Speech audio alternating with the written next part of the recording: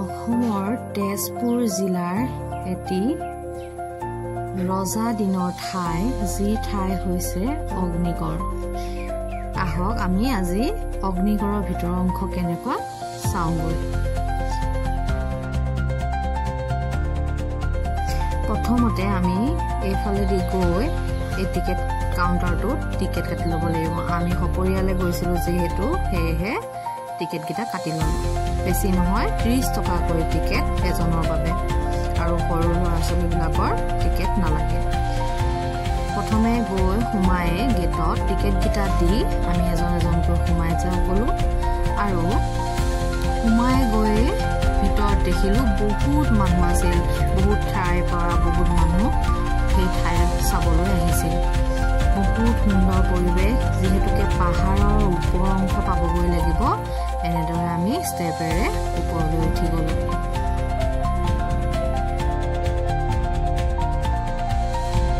জানিবলৈ পোৱা মতে বান ৰজাই এই অগ্নিগড়টো সজাইছিল তেওঁৰ জীয়েক উষাক লুকুৱাই থবৰ কাৰণে।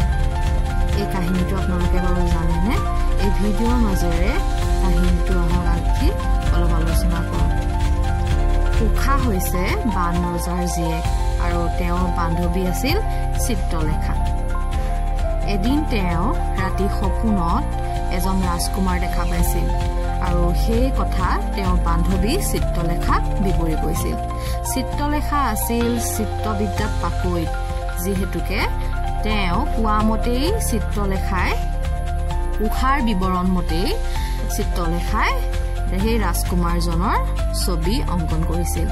আৰু অংকন কৰি হোৱাৰ পাছত দেখা পোৱা গৈছিল যে সেই ছবি আন কাৰো নহয়, সেয়া আছিল শ্ৰীকৃষ্ণৰ নাতিনীয়েক অনিৰুদ্ধৰ।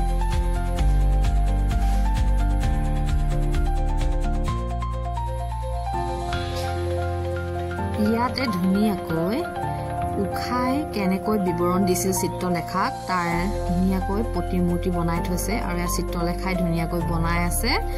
আৰু তেওঁলোকে যেতিয়া গম পালে যে সেয়া আন কোনো নহয়, তাৰ পাছত আপোনালোকে ইয়াত উঠি গোটেই ব্ৰহ্মপুত্ৰখন আৰু তেজপুৰখন চাব পাৰিব। আকৌ কাহিনীৰ মাজলৈ আহিছোঁ। উষাই গম পোৱাৰ পাছত যে তেওঁ অনিৰুদ্ধ, তেওঁক পাবৰ কাৰণে তেওঁ ব্যাকুল হৈ পৰিছিল।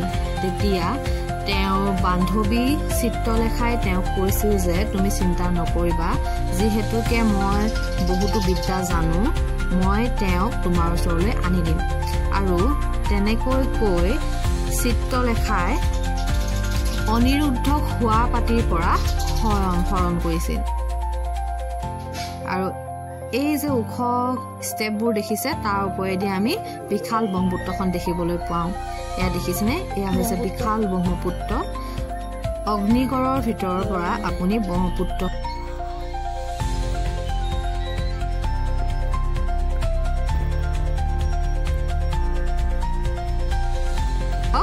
দাঙি লৈ অনা দৃশ্য। শয়ন কক্ষৰ পৰা তেওঁক বিচনাৰ সৈতে তেওঁ দাঙি লৈ আনিছিল। তাৰ পাছত তেওঁ উষা আৰু অনিৰুদ্ধৰ বিবাহ কৰাইছিল। এয়া হৈছে সেয়া প্ৰতিমূৰ্তি, তাৰ ভিতৰত আপোনালোকে দেখা পাব ধুনীয়াকৈ। সেই কথা যেতিয়া বান ৰজাই গম পালে, তেওঁ আছিল শিৱ ভক্ত, আৰু তেওঁ বহুত খং উঠিছিল। উষা অনিৰুদ্ধৰ বিবাহৰ কথা গম পোৱাৰ পাছত বান ৰজাই অনিৰুদ্ধক লগত যুদ্ধ কৰিছিল, আৰু তেওঁক এনেকে মন্ত্ৰবিদ্যাৰে বান্ধি পেলাইছিল।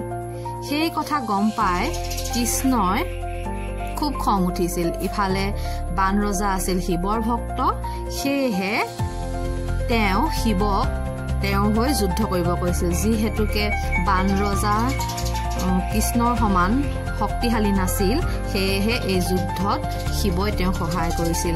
এয়াই হৈছে বিখ্যাত আমি শুনিবলৈ পোৱা হৰিহৰৰ যুদ্ধ। হৰিহৰৰ যুদ্ধৰ কথা আমি সকলোৱে শুনিছোঁ, কিন্তু হৰিহৰৰ যুদ্ধ সেইকাৰণেই হৈছিল। তাৰ পাছত এয়া ধুনীয়াকৈ এটা ছাতি বনাই দিছে, যাক আমি ভেকুলী ছাতি বুলিও কওঁ। বহুতে বেলেগ ধৰণেও কয় তাৰ ছাতিৰ তলত ধুনীয়াকৈ ল'ৰা ছোৱালীয়ে খেলিব পাৰে কিবা এটা ভোক লাগিলে খাব পাৰে যিহেতু পাহাৰ বগাই বগাই খুব ভাগৰ লাগে তাৰ পাছত ধুনীয়াকৈ এটা শিৱৰ মূৰ্তি দেখা পোৱা যায় খুব ধুনীয়া এই কৈলাশখন যেন তাতে আছে তেনে ধৰণে ধুনীয়াকৈ এটা শিৱ মূৰ্তি বনাই থোৱা আছে বান ৰজা আছিল শিৱ ভক্ত